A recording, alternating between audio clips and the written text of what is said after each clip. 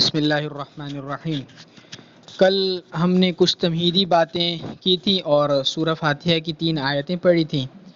آج تمہیدی باتوں میں ایک تھوڑی بہت اس کی وضاحت کہ ہمیں وحی کی کیوں ضرورت ہے، چونکہ قرآن اور حدیث نبوی صلی اللہ علیہ وسلم یہ دونوں وحی ہیں۔ قرآن کو وحی مطلوب کہتے ہیں، یعنی وہ وحی جو بار بار جس کی تلاوت کی جاتی ہے۔ آج آپ دیکھیں کہ پوری دنیا کے گوشے گوشے اور ذرے ذرے میں، چاہے دن ہو، رات ہو، یا شام ہو یا صبح ہو، کوئی بھی وقت ہو، قرآن کی تلاوت کہیں نہ کہیں ہو ہی رہی ہے۔ اسی طرح حدیث نبوی صلی اللہ علیہ وسلم کو وحی غیر مطلوب کہتے ہیں، ایسی وحی جس کی تلاوت نہ کی جاتی ہو۔ تو قرآن کی تلاوت کی جاتی ہے، اس لیے اس کو وحی مطلوب کہتے ہیں، اور حدیث نبوی صلی اللہ علیہ وسلم کو وحی غیر مطلوب کہتے ہیں۔ ہمیں وحی کی ضرورت کیوں پڑی ہے؟ ہمیں وحی کی ضرورت اس لیے پڑی ہے کہ جب کائنات میں اللہ رب العزت نے ہمیں بھیجا ہے تو ہمارے ذمے فرائض کو لگایا ہے۔ اب فرائض لگا کر اللہ رب العزت نے کائنات کی تمام چیزوں کو ہماری خدمت میں لگا دیا ہے۔ اب جب خدمت میں لگا دیا تو ہمارے ذمے دو کام کرنا ہمارے لیے ضروری ہے۔ ایک یہ کائنات کی چیزوں کو ٹھیک استعمال کرنا، دوسرا یہ کہ استعمال کرتے ہوئے کائنات کی چیزوں کو اللہ رب العزت کو راضی کرنا۔ یہ 2 چیزیں، اس کے لیے ہمیں علم کی ضرورت پڑتی ہے۔ تو علم جب تک نہیں ہوگا ہمارے پاس تو ہم نہیں جان سکیں گے کہ ہم کس طرح کائنات کی چیزوں کو ٹھیک استعمال کریں گے اور اللہ تعالیٰ کو راضی کس طرح کریں گے۔ تو انسان کو جب اللہ نے پیدا کیا تو اس کے ساتھ 3 چیزیں پیدا کی۔ ایک یہ کہ اس کے ساتھ اللہ رب العزت نے حواس خمسہ کو پیدا کیا، آنکھ، کان، ناک، منہ، ہاتھ، پاؤں، اور دوسرا عقل، اور تیسری چیز وحی۔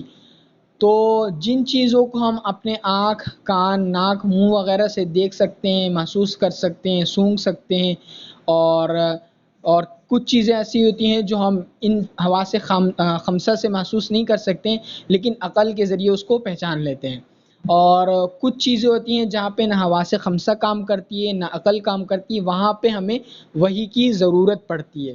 تو جہاں عقل، حواس خمسہ وغیرہ کی اڑان رک جاتی ہے، وہاں سے وحی کا سلسلہ شروع ہوتا ہے اور وہاں سے وحی کی ابتدا ہوتی ہے اور وہاں کی وحی کی ضرورت ہمیں پڑتی ہے۔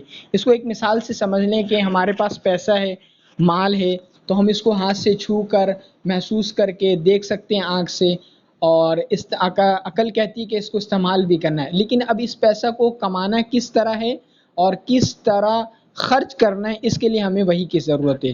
اور ایک دوسری مثال جو شیخ الاسلام مفتی تقی عثمانی صاحب نے لکھی اپنی کتابوں میں، کہ ایک ہتھیار ہے، تو ہتھیار کا استعمال، ہتھیار کو ہم چھو بھی سکتے ہیں، دیکھ بھی سکتے ہیں، محسوس بھی کر سکتے ہیں، اور عقل میں آتا ہے کہ ہم اس کو کسی انسان کو اگر ہم بے گناہ کو قتل کر دیں تو یہ بری بات ہوگی، لیکن اب کون سا انسان بے گناہ ہے، کون سا مجرم ہے، اس کے لیے ہمیں وحی کی ضرورت پڑتی ہے۔ تو یہ مثال سے بات واضح ہو جائے گی۔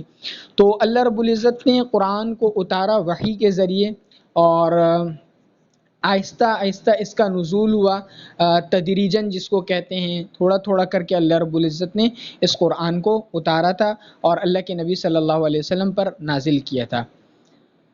تو یہ وحی کے بارے میں تھوڑی سی بات تھی۔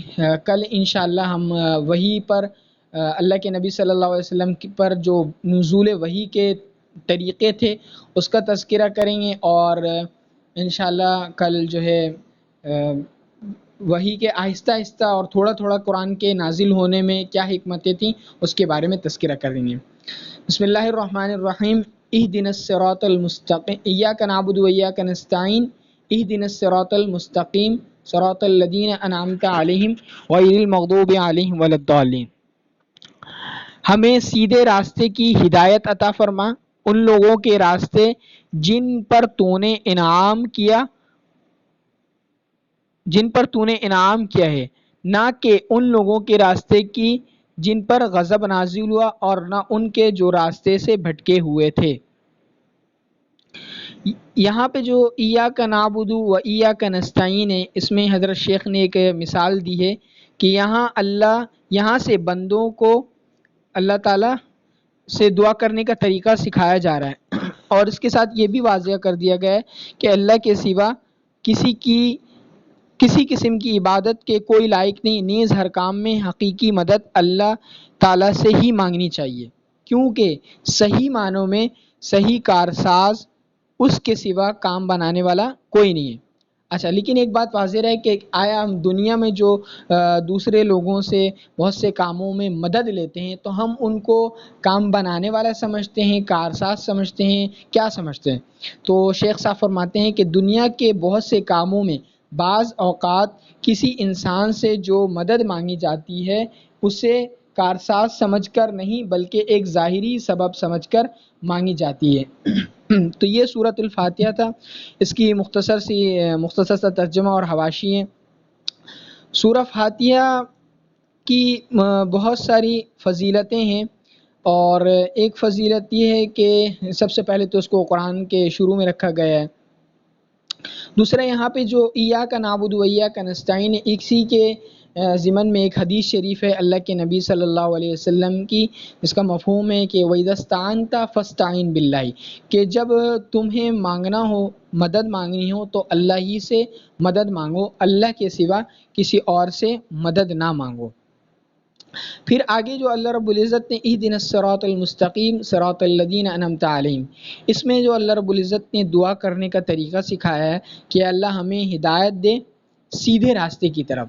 سیدھا راستہ کون سا ہے؟ تو سیدھا راستے کے بارے میں آگے خود ہی فرما دیا، صراط الذین انعمت علیہم، سیدھا راستہ وہ ہے جن پر آپ کا انعام ہوا۔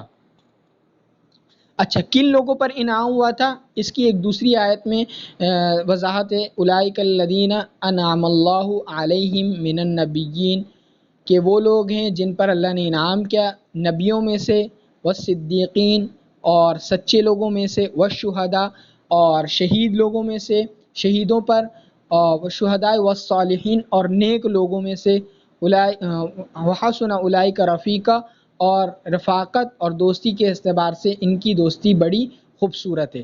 تو یہ نیک اور فرما بردار لوگوں کا راستہ تھا، راستے کی ہدایت فرما، اس کے بارے میں خود ہی اللہ رب العزت نے اس آیت میں، اگلی آیت میں تشریح اور وضاحت کر دی ہے۔ اب نافرمانوں کا راستہ کون سا تھا اس کے بارے میں بھی بتا دیا، غیر المغضوب علیہم، نہ ان لوگوں کے راستے جن پر آپ کا غضب ہوا، اور نہ ان لوگوں کے راستے جو آپ کے راستے سے بھٹک گئے۔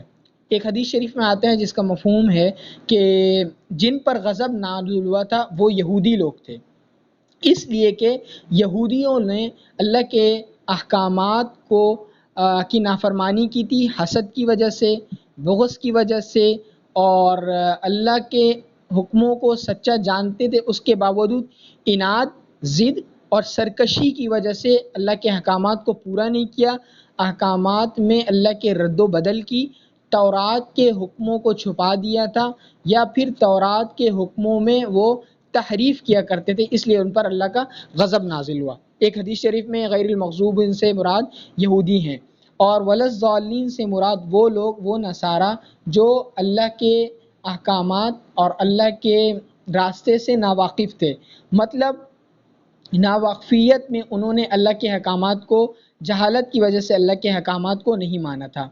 اگرچہ کہ حدیث شریف میں اس کی خود وضاحت ہو گئی ہے، لیکن یہ آیت عام ہے، مفسرین فرماتے ہیں کہ یہ آیت اس کو عام لیا جائے، اس میں ہر وہ شخص ہے جو اللہ کے احکامات کو نہیں مانتا ہو، یا تو وہ اپنے ضد کی وجہ سے نہیں مانتا ہوگا، سرکشی کی وجہ سے کہ اس کو سب کچھ پتہ ہوگا، اس کو ساری چیزوں کا پتہ ہوگا، لیکن باوجود اپنے پتہ ہونے کے وہ اللہ کے احکامات کو ضد کی وجہ سے یا اپنی بڑائی اظہار کرتے ہوئے کہ میری سرداری چلی جائے گی، یا مجھے لوگ کیا کہیں گے کہ میں فلاں آدمی کے ساتھ نماز پڑھ رہا تھا یا فلاں کے ساتھ حج کر رہا تھا، میں زمین پہ کیسے بیٹھوں گا، میں احرام کیسے باندھوں گا، تو میں تو بڑا آدمی ہوں، سردار ہوں، ضد اور سرکشی کی وجہ سے نہ مانتا ہو، یا پھر اپنی جہالت کی وجہ سے۔ جہالت یہ ہے کہ انسان کو علم سیکھنا چاہیے علماء کے پاس بیٹھ کر جا کر، اور جو لوگ علم اللہ کے احکامات کو جانتے ہیں، دن رات اس میں لگے رہتے ہیں پڑھنے پڑھانے میں،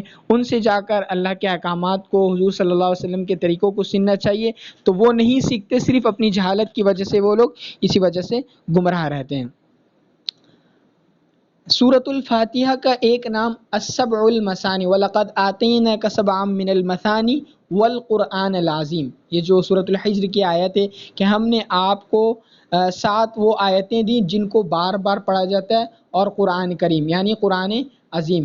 تو یہ اس کو بار بار اس وجہ سے بھی پڑھا جاتا ہے کہ ہر آیت ہر نماز میں سورہ فاتحہ کو پڑھنا واجب ہے. سورہ فاتحہ سے 2-3 متعلق مسائل ہیں.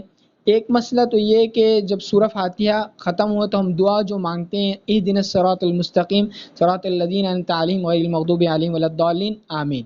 آمین کا مطلب یہ ہوتا ہے کہ اللہ ہماری اس دعا کو قبول فرما. جو ہم نے ہدایت کی دعا مانگی، رہنمائی کی دعا مانگی ہے، اس رہنمائی پر ہماری رہنمائی فرما اور ہمیں سیدھے راستے پر چلاتے ہوئے ہماری دعا کو قبول فرما. اور سورہ فاتحہ سے ایک مسئلہ یہ جیسے ایاک نعبد و ایاک نستعین ہے کہ مدد کس سے مانگنے، تو مدد مانگنے کے بارے میں فرما دیا کہ اللہ کے سوا کسی سے مدد نہیں مانگنی. ہم جو ظاہری لوگوں سے مدد مانگتے ہیں تو ہم دوسروں کو کارساز، رکھوالا اور سب کچھ بنانے والا سمجھ کر مدد نہیں مانگتے، بلکہ ظاہری سبب کو اپناتے ہوئے دوسروں کو مددگار سمجھ کر مدد مانگتے ہیں. اور اس میں وہ مسئلہ نہیں آتا ہے جو ہم اللہ کے ساتھ خاص کرتے ہیں. دوسرا، سورہ فاتحہ کا ہر نماز میں پڑھنا واجب ہے. اور اس میں ایک مسئلہ یہ ہے کہ سورہ فاتحہ امام کے پیچھے پڑھی جائے کہ نہیں پڑھی جائے. تو احناف کے نزدیک یہ ہے کہ سورہ فاتحہ جو امام کے پیچھے قرات نہیں کی جائے گی، سورہ فاتحہ کو نہیں پڑھا جائے گا، بلکہ امام جب قرات کرتا ہے تو اس کے پیچھے خاموش رہا جائے گا. امام کے پیچھے کسی قسم کی قرات جائز نہیں ہے. اور ایک آمین کا مسئلہ ہے کہ آمین آہستہ کہنا ہے یا زور سے کہنا ہے. تو یہ ہے کہ آمین آہستہ کہنا ہمارے یہاں افضل ہے. یہ افضل اور غیر مفضول کا مسئلہ ہے. تو سورہ فاتحہ آج انشاءاللہ الحمدللہ ہماری مکمل ہو گئی ہے، اور کل سے انشاءاللہ ہم سورہ یاسین کی ابتدا کریں گے، اس کے بعد سورہ واقعہ، اس کے بعد سورۃ الملک، اور اس کے بعد اگر موقع ملا اور وقت ملا تو آخری 10 صورتیں اور سورۃ الحجرات، اس طرح کر کے تمام صورتوں کو مکمل کریں گے. وآخر دعوانا ان الحمدللہ رب العالمین. ربنا تقبل منا انک انت السمیع العلیم وتب علینا انک انت التواب الرحیم.